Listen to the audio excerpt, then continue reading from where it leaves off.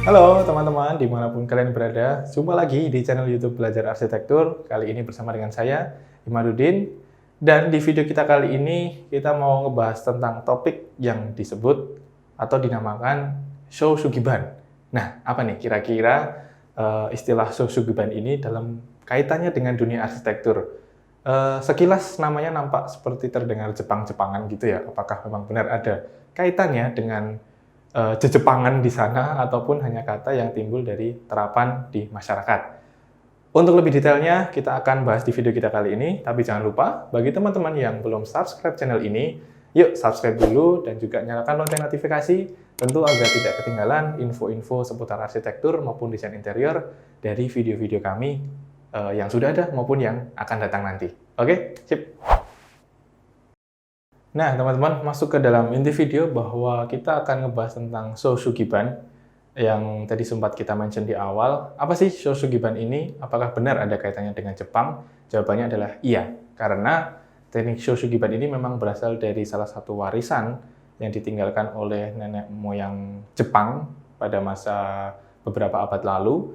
Dan sederhananya teknik ini adalah metode pembakaran kayu untuk membuat kayu yang dibakar tadi menjadi memiliki nilai yang lebih tinggi lagi, baik dari segi tekstur, daya tahan, maupun tampilannya. Teknik ini juga bisa disebut dengan yakisugi untuk menciptakan permukaan tekstur kayu yang indah dan juga bisa dimanfaatkan sebagai elemen dekoratif pada bangunan arsitektur.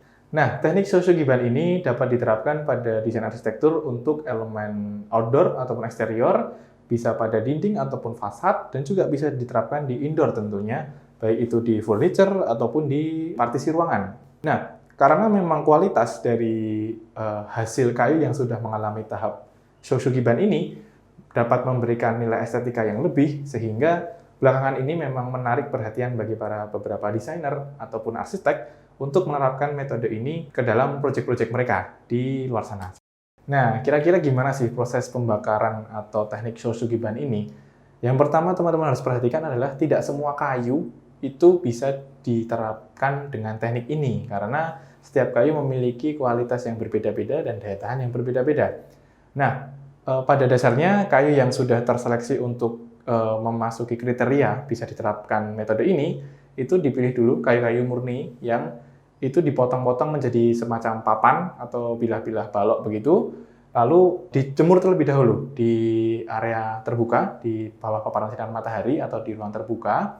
Selanjutnya baru setelah melakukan pengeringan secara alami tadi, kayu ini dibakar atau mulai memasuki proses pembakaran dengan suhu tertentu, dan setelah dia terbakar, maka akan menciptakan hasil kayu tersebut akan memiliki warna yang lebih gelap atau ada lapisan tipis semacam arangnya seperti itu, dan kemudian lapisan ini disikat, kemudian disegel dengan cairan semacam minyak tertentu juga untuk coating finishing bagian luarnya untuk menjaga teksturnya tetap seperti itu, seperti dengan hasil pembakarannya tadi.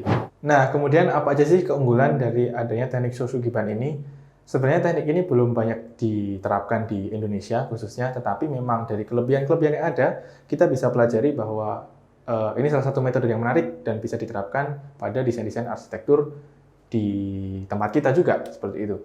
Nah, keunggulan yang pertama dari teknik Show Sugiban ini adalah seringkali ketika kita ingin bikin desain gitu ya, di fasad ataupun di interior, kadang kan memang warna kayu itu yang kita ambil adalah sisi naturalnya, jadi memang warna kecoklatan itu. Tetapi teknik Show Sugiban ini memberikan variasi warna yang lebih gelap lagi, lebih mengarah ke hitam sebenarnya. Jadi kayu yang sudah mengalami pembakaran tadi, dia akan memiliki tampilan warna yang lebih kelam atau warnanya memang benar-benar mendekati hitam. Jadi ini bisa menjadi alternatif variasi juga, dan juga mampu memberikan tampilan visual yang unik dan juga semakin melengkapi berbagai gaya desain yang dapat diterapkan pada arsitektur. Selain kalau kita ingin finishing, tidak perlu pakai cat warna hitam. Kalau misalnya pengen dapat tekstur kayu yang hitam begitu, karena cat kan pasti mengandung bahan-bahan kimia sehingga lebih natural dan juga lebih terhindar saja dari adanya kandungan zat kimia pada cat tadi. Dan secara perawatan jangka panjang, ini juga lebih memudahkan kita atau meminimalisir maintenance, khususnya coating dan cat ataupun yang serupa seperti itu, sehingga untuk pemakaiannya jauh lebih efisien daripada kita harus berulang kali maintenance si kayu tersebut. Seperti itu.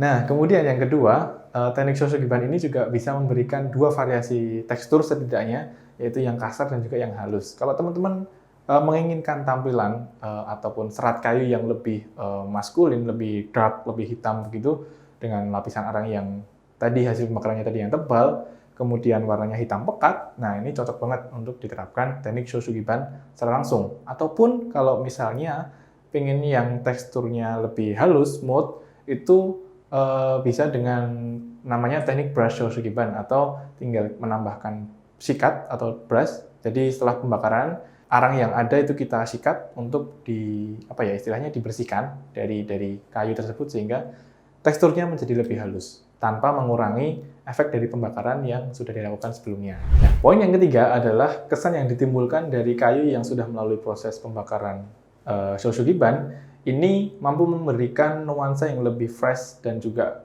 kontemporer pada desain arsitektur modern. Tampilannya yang gelap dan juga hitam mungkin memiliki efek yang lebih bersahaja dan juga elegan pastinya, dan lebih kuat ataupun maskulin tadi. Nah, ini juga bisa memberikan variasi yang baru pada desain-desain gaya arsitektur yang lain. Mungkin kalau ingin dikombinasikan dengan arsitektur minimalis ataupun tropis, ini masih sangat cocok untuk menjadi elemen yang ditempatkan di situ. Nah, teman-teman, walaupun teknik Shosogiban ini terdengar seperti sederhana saja, hanya kita membakar kayu, tetapi dengan hasilnya yang tidak bisa diremehkan juga, artinya kayu ini juga bisa memberikan nilai estetika yang lebih dan juga daya tahan yang bagus. Dengan kualitas seperti itu, tentunya pasti ada resiko-resiko lain nih, atau kelemahan-kelemahan yang perlu kita perhatikan juga ketika kita ingin menerapkan metode Shosogiban ini pada beberapa kayu. Nah, yang pertama adalah kita benar-benar harus hati-hati dan juga mungkin perlu ekstra sabar dan juga waspada, karena temperatur api harus benar-benar dijaga sedemikian rupa untuk memberikan efek yang merata dan juga benar-benar sesuai dengan hasil yang diinginkan dari proses pembakaran tadi. Kemudian yang kedua adalah kelemahan dari metode ini, karena tidak semua jenis kayu bisa menerapkan metode Shosogiban ini. Berhubung dari setiap kayu pasti memiliki daya tahan dan juga kualitas yang berbeda-beda, sehingga ada kriteria khusus yang bisa dipenuhi ketika kita ingin menerapkan teknik Shosogiban ini pada material khususnya kayu. Nah, contoh kayu yang bisa digunakan adalah Japanese cypress, ataupun kalau di Indonesia bisa menggunakan kayu jenis penggirai. Nah, kelemahan yang ketiga adalah mungkin bisa dibilang ini adalah salah satu resiko juga ya teman-teman. Jadi tidak setiap kayu yang menerapkan metode ini akan berhasil 100% sesuai dengan hasil yang diinginkan. Karena kembali lagi ada faktor-faktor seperti intensitas api yang benar-benar harus dijaga temperaturnya, kemudian lama pembakaran juga benar-benar harus diperhatikan, tempo ataupun durasinya, sehingga itu menjadi salah satu kelemahan bagi teknik ini, karena bisa jadi kegagalan-kegagalan dari beberapa kayu yang tidak berhasil menerapkan teknik ini akan merugikan kita, karena ya harus ada material yang terbuang begitu. Gimana teman-teman? Kira-kira apakah tertarik dengan teknik Shosogiban ini untuk diterapkan pada hunian ataupun desain-desain bangunan teman-teman? Nah, gimana nih teman-teman dari topik Shosogiban ini? Apakah teman-teman ada yang berminat untuk menerapkan teknik ini di desain bangunan ataupun hunian teman-teman? Atau justru ada yang sudah pernah pakai malahan? Boleh nih share ceritanya di kolom komentar di bawah. Nah, bagi teman-teman yang membutuhkan jasa konsultasi dan juga desain arsitektur ataupun interior, teman-teman bisa menghubungi kami, rekan-rekan arsitek di PT Rancang Reka Ruang, dengan kontak yang sudah kami cantumkan di kotak deskripsi di bawah. Bila ada pertanyaan ataupun saran dan masukan, boleh kalian sampaikan lewat kontak yang ada di bawah. Nah, teman-teman, demikian tadi video dari kita terkait dengan teknik Shosogiban pada arsitektur. Semoga bisa bermanfaat bagi teman-teman, menambah wawasan maupun ilmu pengetahuan. Saya Imaduddin, pamit undur diri. Sampai jumpa di video-video kita berikutnya. Bye!